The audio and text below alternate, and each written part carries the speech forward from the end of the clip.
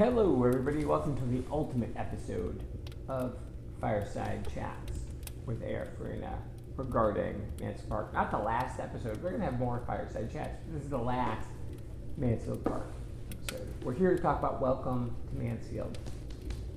This book. Man, this Fireside Chat comes out right around when the third book in the Austen Chronicles comes out. But here we are talking about the first book. So what I decided to do was update it. So my main character, she's called Junior instead of Fanny. Again, I keep mentioning this. Google it. Use your internet web browser. You'll find out what Fanny means depending on where you live if you didn't already know.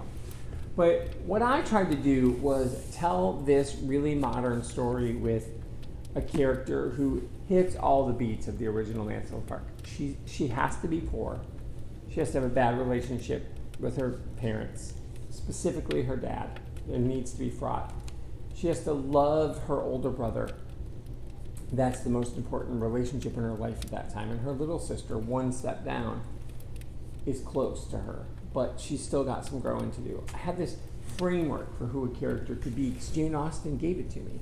And then it was my responsibility, I felt, if I'm going to retell it, to love that, honor that, but then make it my own. So that's what Welcome to Mansfield does. I think I've given this really amazing character who can be whoever you want to be. Look, all of my books are going to have these silhouettes.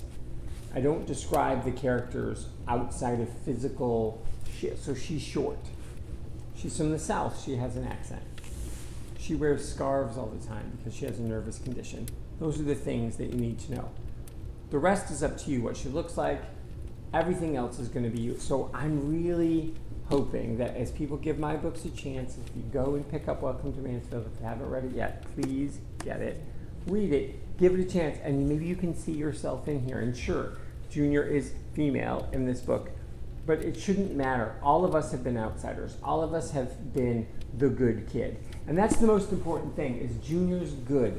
Fanny's good. People think she's boring because she's good. And I wanted there to be a story, a modern story, about a good kid. Not every young adult story needs to be about the teenager who saves the world. I mean, those stories are great, but they're also, at this point, kind of a dime a dozen, and also sometimes exhausting. Not every 16-year-old is right all the time.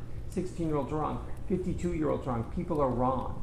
And there's certain young adult books where all of the main characters are a bit of a Mary Sue, and they never do anything wrong, and they save the world. Even if they're kind of turds, even if they're mean, it's always the right choice. They've always made the right choice. But what if we had somebody who's just good, who makes mistakes, who does things incorrectly, but who's always trying? What if the role model that we made in our young adult lit books was about a character who a good kid can relate to? Maybe you don't have to be the rebel to be the star, right? We always, like, I joke that Fanny Price is a background character in her own novel. I'm not the first person who said that. Lots of people who said it. But she is. In anybody else's hands, she's not the main character. She's the one you forget about. And that's actually how the Austen Chronicles came to be, because I wrote about other characters who were forgettable in their own novels. Some of them were side characters in their own novels, but they're still, often people are like, oh, I didn't even know that character was there. People don't read Mansfield Park enough to even know who she is, because they find her boring. But she's not boring. Being good isn't boring. Being honest isn't boring. And that's the best thing about Junior Price, about Fanny Price, is that she doesn't fib. She doesn't lie. She also doesn't judge. That's very important. I was a straight edge kid. So I wasn't straight edge, like straight edge and drawing X's on the back of my hand, but I didn't drink, I didn't smoke. I didn't do those things when I was in high school. And I didn't judge anybody who did. I didn't care. It was a personal choice. But I often made people uncomfortable just by being the kid who would want to go to the party but didn't want to get drunk. I would want to go to the party, but no thank you. I'll pass on the pot. You can just pass that past me. I never judged anybody for that. It just wasn't something I did. However, there were definitely, and some people, some of my really good friends, didn't care. They understood me. They knew I wasn't judging them. They knew it was just a choice. They were like, oh, I'm still going to do this, which was totally fine. There were some people that I made uncomfortable by just being that way. By not drinking, by not smoking, I made some people uncomfortable. And that I could really relate to Fanny Price, and thus my character, Junior Price, is that way. doesn't cheat in school, doesn't do these things, doesn't do the bad stuff, but doesn't judge people for doing it because it's a choice she's making. Her whole thing is whatever you're going to do, you're going to do. I'm going to live my life and we'll just get along.